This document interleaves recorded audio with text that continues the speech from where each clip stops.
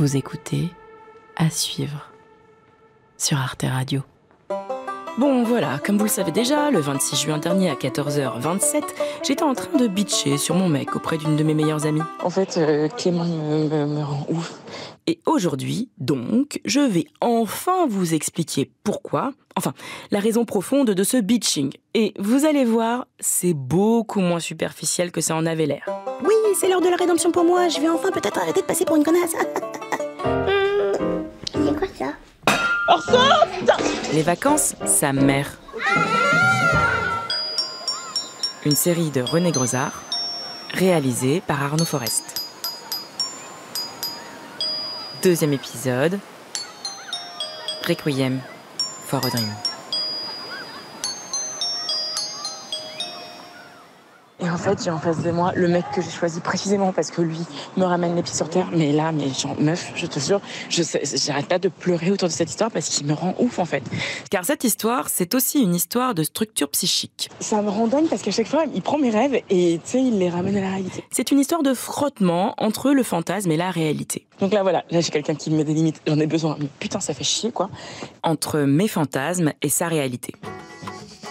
Tout commence à la fin du mois de juin 2024. Quand, avec mon mec, on décide enfin de s'intéresser à la question de nos vacances en août. La délocalisation parentale. Parce que si on sait déjà ce qu'on fait au début et à la fin du mois, au milieu, on a un grand trou vide de 10 jours. 4 minutes de ouin-ouin et de jérémiade et de René qui se plaint de ne pas savoir ce qu'elle fait du 12 au 23 août. Bon, on aurait pu s'en préoccuper plus tôt, surtout qu'on sait depuis le début de l'année que la nounou sera off tout le mois d'août. Mais non, on s'en occupe à l'arrache. Orso, on va changer la couche. À notre décharge, depuis la naissance d'Orso, on vit dans une essoreuse. Ulysse, va t'habiller.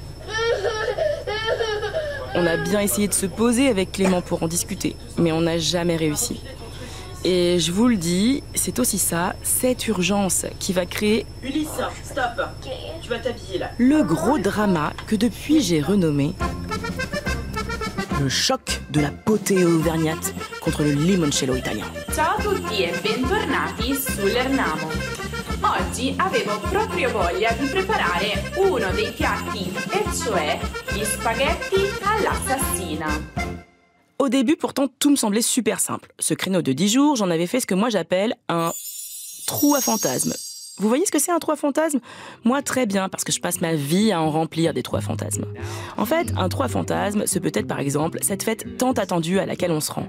On portera ce jour-là cette robe dans laquelle on sera juste une bombe atomique, on fera des blagues et là tout le monde rira à gorge déployée devant votre intelligence et votre humour. Ensuite, on dansera et on sera heureuse comme jamais à faire tourner notre robe comme une derviche tourneuse inépuisable. Ah.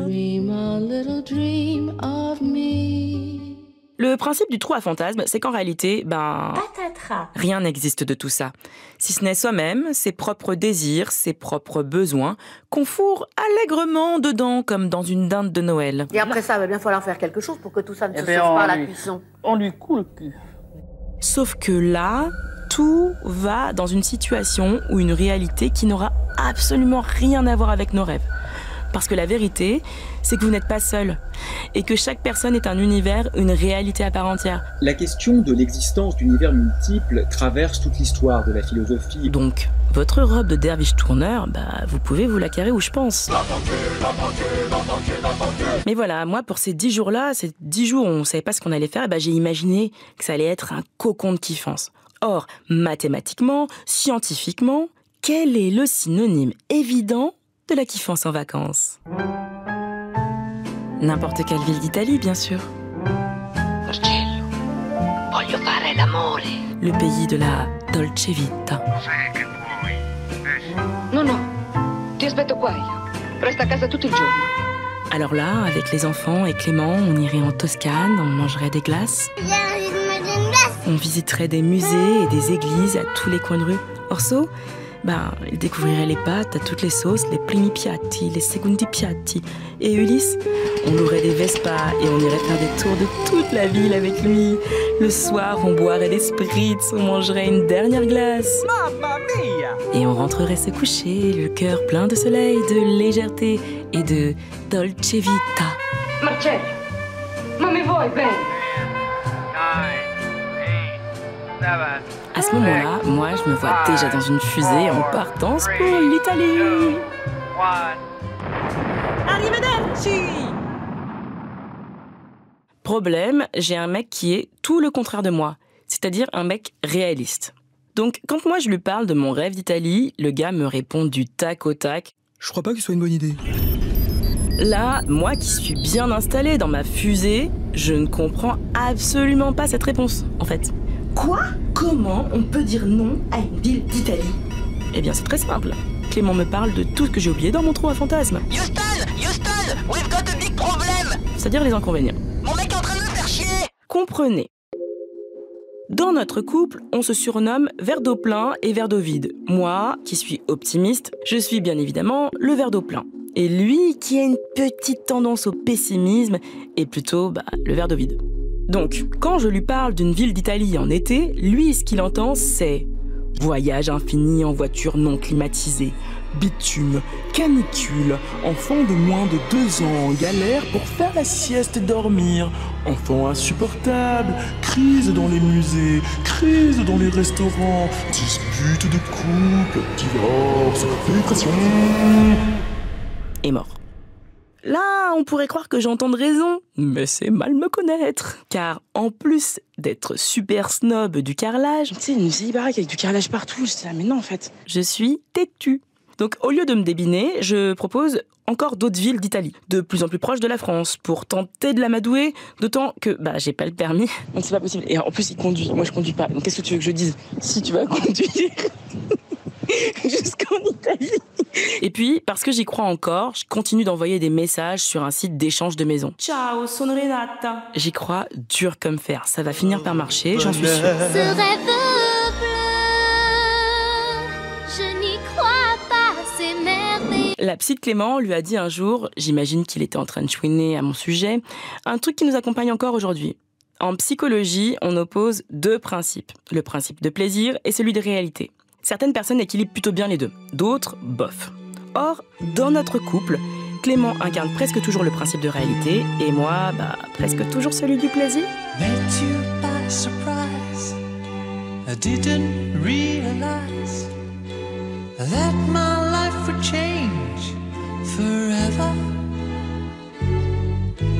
Et en vérité, cette situation est pas ouf, parce que concrètement, c'est inconfortable pour tout le monde. Lui, c'est toujours le relou de service contraint de me faire comprendre que mes rêves ne vont pas être réalisables. Et moi, je suis toujours celle qui se fait péter ses rêves en 2. Donc il m'a dit, en fait, tu auras un meuf, c'est pas possible. Et en fait, le but des vacances, c'est de se reposer. Et tu sais, il a raison surtout. Il a raison. Mais genre, ça me rend dingue parce qu'à chaque fois, il prend mes rêves et tu sais, il les ramène à la réalité. Les vacances dont j'ai rêvé n'existent pas. Tout ça pour dire que mon mec et son grand amour de la réalité et son pragmatisme en ce moment m'épuise. Ça me rend, je te jure, en fait, il me rend malade.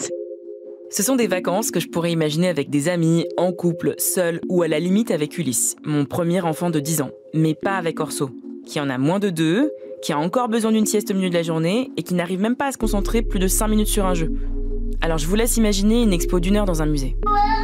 Est-ce que tu veux du fromage? Le besoin réaliste de mon enfant de moins de 2 ans, c'est de jouer, de dormir, de manger à des heures plutôt fixes. Boring. Bien sûr, on peut faire autrement, mais on sait déjà que ce sera à nos risques et périls. Parce que notre enfant, comme n'importe quel être humain, quand il est fatigué, il devient plus pénible, ce qui est normal, mais bien relou pour nous aussi.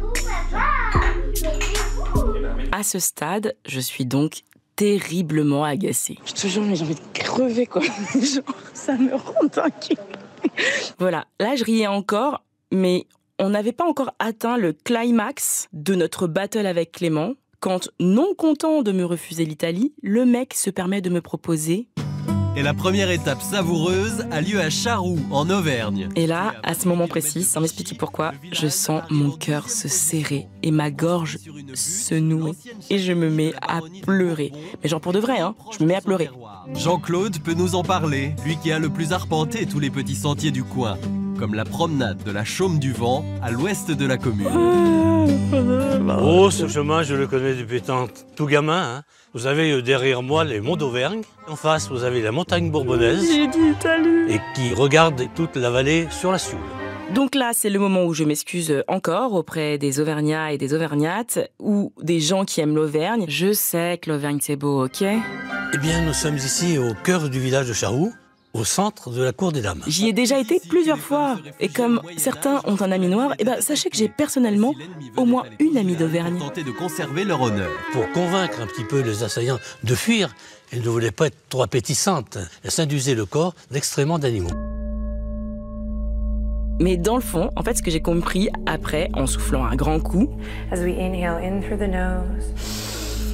et en utilisant mon petit cerveau pour réfléchir,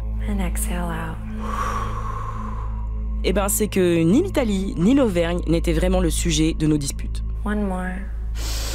Le véritable sujet de nos engueulades, c'est la phrase de notre petite couple.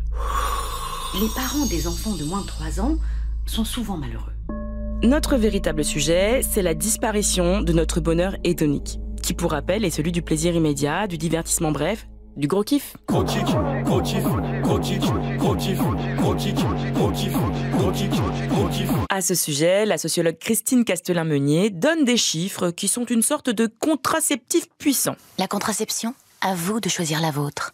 Après la naissance de leur enfant, 28% des hommes et 38% des femmes renoncent aux sorties culturelles. Maintenant, c'est fini. 24% des hommes et 54% des femmes abandonnent leur activité sportive. C'est fini. 18% des hommes et 38% des femmes délaissent leur pratique artistique. Fini, fini, fini.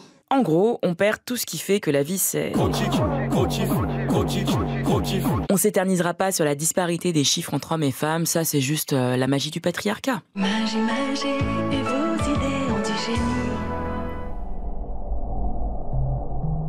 Après 1 an proche du burn-out, en tension permanente, avec des nuits sans sommeil, un couple abîmé par toute cette fatigue, moi je ressentais un besoin impérieux d'évasion, de bonheur hédonique. Mon mec, qui est capable de voir plus loin, plus raisonnable, plus sage aussi, sait que ce plaisir reviendra, mais pas tout de suite.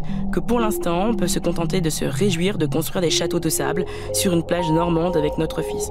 On peut se contenter de construire notre bonheur eudémonique, celui du long terme et de l'épanouissement de soi-même.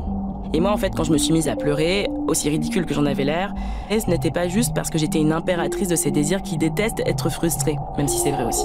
Mais parce que je perdais ce cap de lumière et de détente qui me faisait rêver. J'arrête pas de pleurer autour de cette histoire parce qu'il me rend ouf, en fait. Pire que ça, je perdais une illusion. Or, comme je l'ai lu après dans un article de la revue scientifique Clinique, une revue centrée sur les besoins psychiques, la dépression est la réaction à la perte d'une illusion. Et voilà comment des gens qu'on dit très solaires et optimistes comme moi peuvent en réalité souvent vriller, devenir assez sombres. Lente dépression. En attendant, vous inquiétez pas pour moi. D'abord parce que comprenant que je ressentais cette urgence d'évasion, j'ai fait quelque chose d'un peu fou pour m'évader, quelque chose que je n'arrivais plus à faire depuis la naissance de mes fils. J'ai lu. Ouais, je sais, c'est complètement zinzin, mais je l'ai fait. J'ai saisi 2 petits livres de fiction que je venais de recevoir pour le travail, Synthétique et Toxique de Chien Fou, et Aucune notification de Pauline Armange, 2 petits livres des éditions de la Fourmi Rouge qui faisaient chacun une petite 50aine de pages. Et parce qu'ils étaient courts et super chouettes, j'ai pu les terminer et j'ai compris. J'ai compris que contre toute attente, je n'ai pas besoin de l'Italie pour m'évader. Il me suffit juste de lire des fictions qui m'emmènent loin de mon quotidien.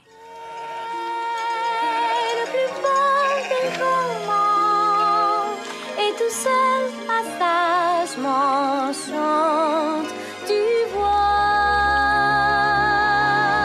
Bref, si mes fantasmes peuvent me jouer des tours, l'imaginaire reste quand même la clé. Et si vous vous demandez, j'ai finalement passé un été merveilleux. On est parti à... Et puis non, ça je vous le raconterai dans le prochain épisode.